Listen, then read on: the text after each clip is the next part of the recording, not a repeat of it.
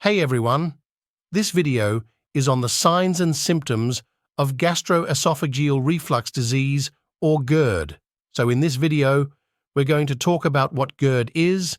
We're also going to talk about the signs and symptoms of GERD and why they happen. So what is gastroesophageal reflux disease? It is a condition involving lower esophageal sphincter or les weakness and inappropriate opening, leading to reflux of gastric contents into the esophagus. So what does all of that mean? So when you're not eating, your lower esophageal sphincter prevents gastric contents from going up into your esophagus. The gastric contents are very acidic, and the problem in GERD is that this lower esophageal sphincter opens when it shouldn't, and those gastric contents can enter into the esophagus, essentially burning the esophagus and causing symptoms. This is a very common condition. It affects approximately 20% of adults at some point in their life, and the risk factors for getting GERD include increased body mass index or BMI. Being overweight or obese increases your risk for having GERD. Another risk factor for having GERD is certain dietary factors. So certain foods and beverages can cause inappropriate opening of the lower esophageal sphincter, and then certain anatomical conditions. An example of an anatomical condition that can cause GERD is hiatal hernia. Now let's talk about the signs and symptoms of GERD. So by far the most important symptom of gastroesophageal reflux disease is heartburn or acid reflux. This is described as a burning sensation or burning chest pain, and it's oftentimes retrosternal, so it's kind of in the center of your chest behind your sternum. So there's a burning sensation, and this heartburn or this burning sensation occurs after eating or drinking. One of the exacerbating factors or things that make the heartburn worse is lying down.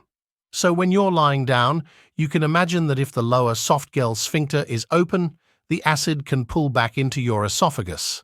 So that is a reason why lying down, especially lying down flat, can worsen your symptoms. Certain dietary choices can worsen symptoms. Some of these dietary choices include things like chocolate, caffeine, and alcohol. If you want more information, please check my lesson on the foods and beverages to avoid if you have GERD. Another exacerbating factor is eating too quickly. There are also some improving factors or things that make symptoms better. Symptoms can be improved with sitting up. As mentioned before, if you're lying down and the lower esophageal sphincter is open, those acidic gastric contents can pull back into your esophagus. So if you're sitting up, gravity can help pull those gastric contents down, preventing them from refluxing into your esophagus.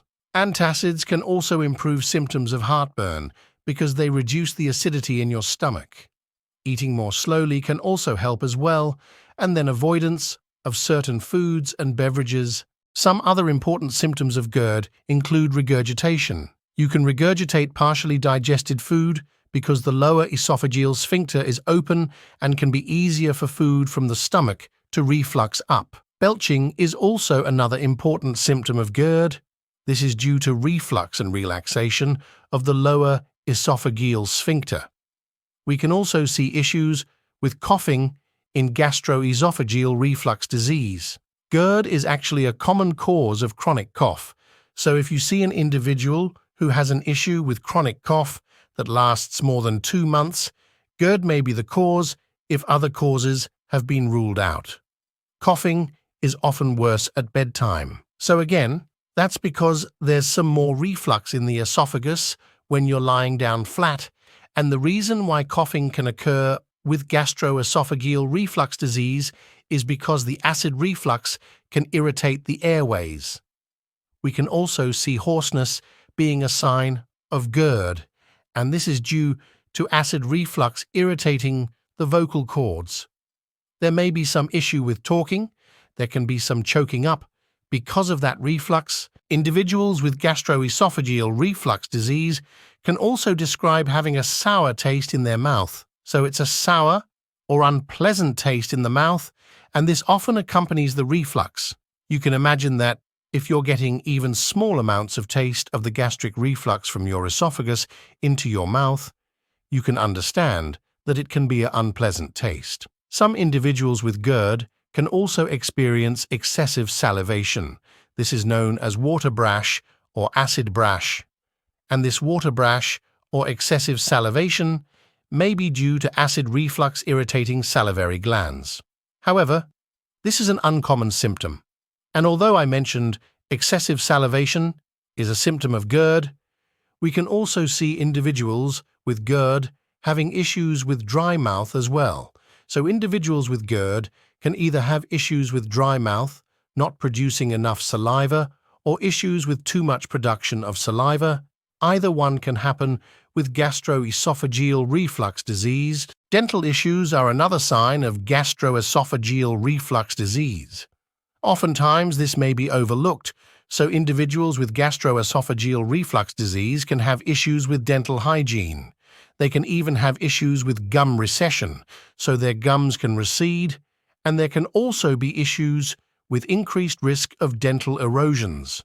So with GERD, if an individual has uncontrolled gastroesophageal reflux disease, they can have issues with their gums receding and issues with dental erosions, and having GERD is an independent risk factor for chronic periodontitis. Very important, individuals with gastroesophageal reflux disease can have issues with their dental health, so it's important to also think about that as well. Some other signs and symptoms of GERD include nausea, and nausea can be caused by the burning chest pain. Some individuals with GERD can also note epigastric pain.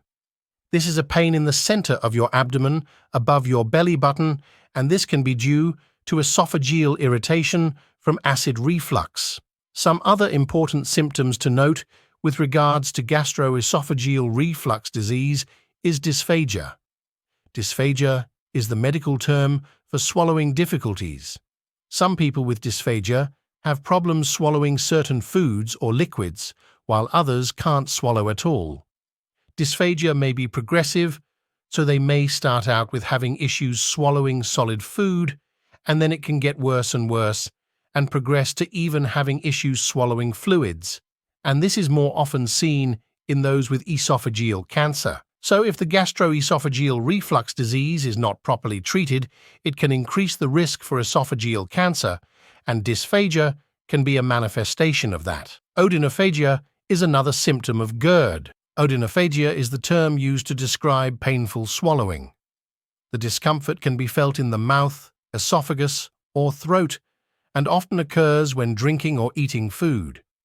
However, odynophagia is not a standalone condition, but rather a symptom of an underlying health issue. Please check out my lesson on the foods and beverages to avoid if you have GERD, and if you haven't already, please like and subscribe for more video like this one. Thank you so much for watching, and I hope to see you next time.